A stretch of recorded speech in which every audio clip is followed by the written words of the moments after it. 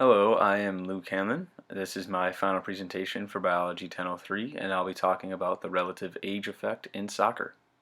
So a little bit of background about myself. I am a huge sports fan and fan of all different kinds of sports, as Zach Praff will show you here in this photo. So I'm interested in trying to find a way to relate what we learned in biology to something in the sports world and something that I could show in my everyday life. So in lab we talked a lot about reproduction, and while this presentation itself has nothing to do with meiosis, it is looking at reproduction and when someone is reproduced or when they are born and how that will affect them later on in life. So that brings me to the relative age effect itself, which is just a term, but it is used to describe a bias very evident in youth sports and in academics, where participation is much higher amongst those born early in the relevant selection period than would be expected from the normalized distribution of live births. So I first heard of the term a few years back while reading Outliers by Malcolm Gladwell.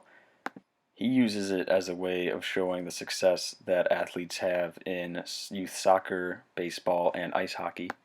So I decided to look specifically at the soccer example, and here is a graph of the distribution of births according to month in the general population.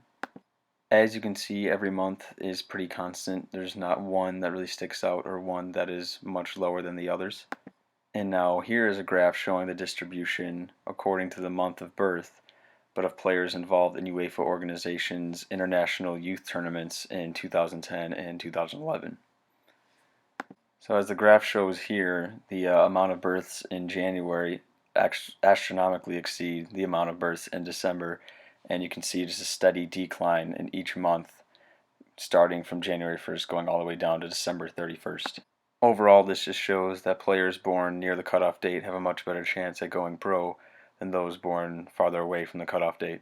From simply being born in the first part of the year, some children have a distinct advantage that often has nothing to do with any type of personal ability or work ethic.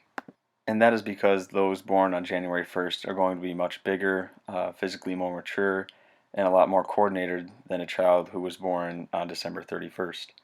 A 1 year difference in adolescence has a huge impact on the sports field because it starts to create a spiral effect from a very young age. The bigger and more advanced kids will play better, and that will get them scouted by better coaches and for more competitive teams. On those more competitive teams, the bigger kids start to get even better coaches, more chances to play and practice, and games against even more competitive teams. They are simply just bigger and more coordinated because they are older, and because of that, they are given advantages on better teams from the beginning, increasing their chances to improve their skills and giving them even a better chance of going pro. And this is obviously not saying that kids born in January have no work ethic and that they don't have to work for it. It is still extremely hard to become a professional athlete in any sport, and no matter where you were born in the calendar year. So from all this data, I'd say my advice to anyone that wants to have a professional athlete as a child, start conceiving in late March, early April, and hope that your baby comes out near the January 1st cutoff, because that will give them the best chance of going pro in the long run. And if this presentation wasn't enough evidence for you, here is a personal example.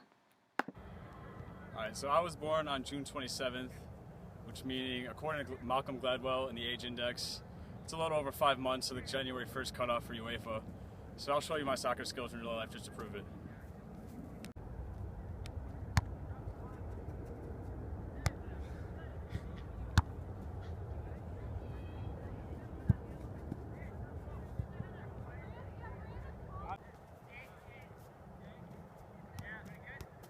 Oh.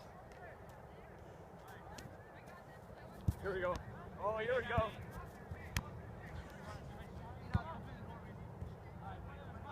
Upper 90.